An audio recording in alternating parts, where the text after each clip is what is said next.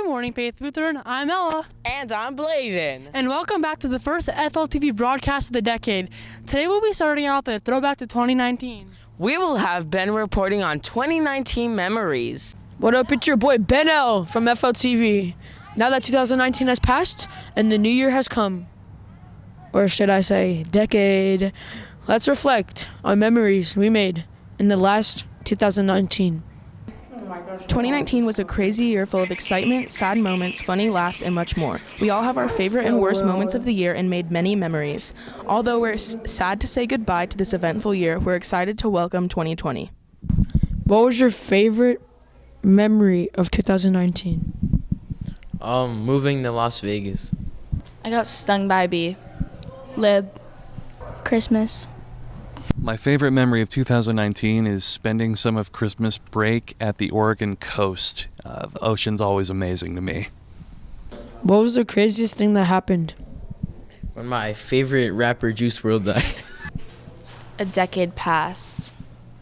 The microwave went on fire. I got stung by a jellyfish. The craziest thing that happened to me in 2019 would probably just be that I shaved. That's it. It was a pretty lame year. What was your favorite trend of 2019? Black Air Forces. Cross necklaces. Vans. Chain necklaces.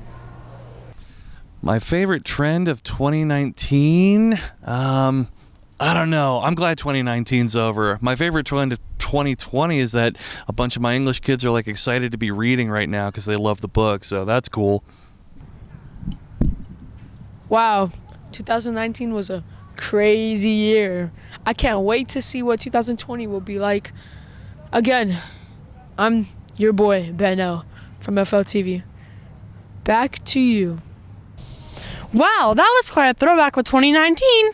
Next up, we have some serious news on the Australia wildfires and possible war in the Middle East. We have Rachel reporting on the Australia fires, and after that we have Mia on the possible war. Hello, Faith Lutheran. I'm Rachel J, and unfortunately, today we're going to be talking about a very serious topic. Please be respectful as we cover the news about the Australia fires. Unfortunately, right now, over 480 million animals and millions of acres have been taken by these deadly fires. These blazes have taken many homes and over 23 lives, 3 of them being fighter fighters. As of Monday, there were 136 fires burning in NSW, and 60 of these are still not contained. According to the Federal Environment Minister, Susan Lee, almost a third of koalas in NSW may have been killed by the fires, and a third of their habitat has been destroyed. In total, more than 14.7 million acres have been burned across the country's 6 states. That's larger than the countries of Belgium and Haiti combined. Just in NSW alone, there has been more than 1,300 houses destroyed and 8.9 million acres scorched. According to Australian Prime Minister Scott Morrison, on Monday he revealed that $1.39 billion would be needed in funds to help rebuild communities hit by the fires. What do you know about the fires in Australia? I know that it's taken over a lot of the country, that it's vastly affecting the habitats. There's more than 1 billion animals that have died. The smoke inhalation is awful. Well, I know that they are absolutely horrific, and that the loss of land and property and life has been really devastating. I know they were bushfires. That there's a lot of them, and some of them were natural, but some of them have been caused by humans. It's really bad for all the people of Australia. How do you feel about the fires? It's heartbreaking. It's absolutely heartbreaking. The people that have been displaced, again, the animals. I kind of got a soft spot for any animals. Well, it's awful. I mean, it really is just a truly sad thing. Anytime you have animals and people being afraid and harmed and displaced. They're bad. Saddened. It's catastrophe. It's a disaster that's happening. It's sad because Mr. Mack and I have been to Australia. It's really sad because it's affected a lot of people and some people that I actually know. Does this affect you or your family in any way? We don't have any family or anything like that in Australia. However, my husband is military, and so he has traveled to Australia. We do have friends who are stationed there who have lived there. So as far as friends, yes. Well, not personally. We don't know anyone in Australia. Not directly. Mr. Mack and I think of good memories that we see when we look at pictures. Not me or my family, but I have lots of Australian friends that I play video games with. Do you know if there's anything that Faith can do about this? Pray. pray, reach out in the community. I would love to see a relief effort be a part of our charity giving this year. Raise money, I guess. I think faith can keep building awareness, and we can potentially raise money for wildlife or for individuals who are living there, or schools. There are a lot of Lutheran schools in Australia that maybe have been affected that we can look into to help them as well. I hope you learned more about what's going on in Australia and about the unfortunate events that the Australians are facing. Hopefully Faith Lutheran can do something to help. Once again, I'm Rachel J. Back to you in the studio. Hi, I'm Mia R. from FLTV. I'm sure everyone has heard about the recent news about America and Iran. Let's talk to students and faculty to see what they think about this topic. The topic of World War III has recently been brought up when Iran said they would get revenge on America after the U.S. military sent an airstrike attack on an Iranian general, killing him. This attack happened last week in Baghdad, Iran. People have taken this serious topic and turned it into a joke all over Twitter, Instagram, TikTok, and other social medias. What have you heard about World War III? I mean, I haven't heard a lot, but I know that it was started just by bombing their general, which I didn't think was a good move, but that's just my opinion. From politicians and things, I've really heard nothing about World War III. I've only heard it through like social media and through kids talking about it at school. That we may go to war with Iran. Do you think World War III will happen?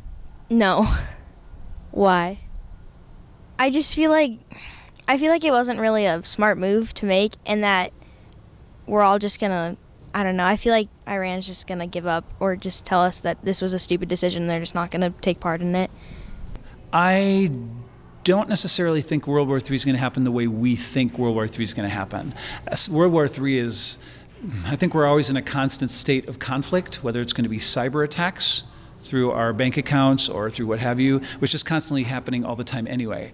So I want to say we're in World War III as like a nuclear attack World War III, but I feel like we're always in a constant state of what's the next conflict, how do we solve that conflict, how do we move forward. So I don't think World War III as far as nuclear is going to happen, simply because we are the ones with the nuclear, and I think we're smarter than that. My hope is we're smarter than that. No. Why? Because I think social media blows it out of proportion. What are your thoughts on jokes being made about the topic? I mean, they're not really funny. I mean, it's just kind of offensive because they're just taking sides, and I feel like that's not really a good decision to make right now. Yeah, that's just not funny, right? That's how rumors get started. That's how propaganda gets started. So yeah, you want to keep it, because I noticed right after the Iran situation, kids were coming to school, World War III is happening, World War III. I'm like, wait, who said this? Where did you get this? So yeah, you got to be really careful with those types of things, because it can create panic and can create, I'm old enough to remember Y2K, when we turned 2000 and the computers were going to go down, so we all went out and bought duct tape and cardboard and things to board up our windows. So yeah, you got to be really careful about fact, rumor, and then reality. It's not funny. Out of the people we've interviewed, everyone agrees that this topic is not something to laugh about. But what do you think? I'm Mia R. from FLTV. Back to you. With the fire still raging into the new year, hopefully those of you making resolutions include helping or serving others. Ella, what's yours? Mine is getting better grades. Here's Kate with that topic. Greetings, my fellow New Year's resolutioners. With the new year, many things come, such as staying up till 12, going to party, and New Year's resolutions. Today, we're going to be asking people about their New Year's resolutions. Let's get on with it. What are your New Year's resolutions? To eat less hot Cheetos. To get all A's. To study harder for tests, just to put in more study time. And what inspired you to make these New Year's resolutions? I have volleyball, so I need to stay in shape. Because if I don't get A's, I'm going to get in trouble, because my mom told me to get all A's. Well, I mean, I always did good on my tests, but I knew I could have done better. And did you have any resolutions last year? If so, did you accomplish them? To eat less sweets, and yes, I did. To get all A's, and yes, I did complete them for like one quarter. To get straight A's, and I got an 89 the first quarter, but second quarter got straight A's. As you can see, many people have different New Year's resolutions this year. A New Year's resolution is a goal people will set at the beginning of the new year. Although most people fail these resolutions, sometimes people finish the year completing them. An example of this is stopping eating. What is one of your New Year's resolutions? I don't set New Year's resolutions. What do you set then? A New Year's plan. I think plans work out much better. Can you tell us about those plans? My plan this year with my wife and I is to read the Bible. And so today being the 10th day, we've had 10 consecutive days reading together. What were your plans last year and did you complete them? My plan, I would say my biggest plan was to pay off all of our debt. And yes, we completed that. Wow, those are some good New Year's resolutions. Hopefully everybody sticks to them. Well, I'm Zoe L from FLTV. Back to you. In my opinion, New Year's resolutions are meant to be broken. I must agree on that. Our next topic is the brand new semester. Here is Jahadi on that topic. What's up? I'm Jahate B from FLTV, and today we'll be talking about the new semester with students and faculty on their plans and goals. So let's get going. What was your goal for last semester and did you reach it? My goal was to get straight A's, and I didn't. Goal was to study and to try my best, and I did reach it. Do you have plans for this semester? Make the 7th and 8th grade soccer team. Oh yeah, my plans for this semester is to do good in basketball, like get a few points and steals and stuff. So yeah. Yes, it's to try a lot harder and focus more on school. How do you want to improve this semester? Well, I like to continue to work with students and encourage students to reach their best and do their best academically, socially, and behaviorally. The new semester brings many things that students look forward to, including a fresh start, new electives, and sports for the season of spring. But students aren't the only one that has something to look forward to. Many members of the FLMS faculty have goals/plans for students in the new semester, such as having more engaging class, making classes more enjoyable, and helping students put more effort into work. What do you think you can improve this semester about the school? Well, we are always looking and searching on ways to do things better in all aspects. So, for example, we have Lutheran Schools Week coming up. So we'll have Lutheran Schools Week, and then afterwards we'll meet and discuss of things that went well, things that we'd like to improve on, maybe some changes. And so that's a constant process and reflection that we do in everything that happens here at Faith Lutheran. Thank you. Have a great day.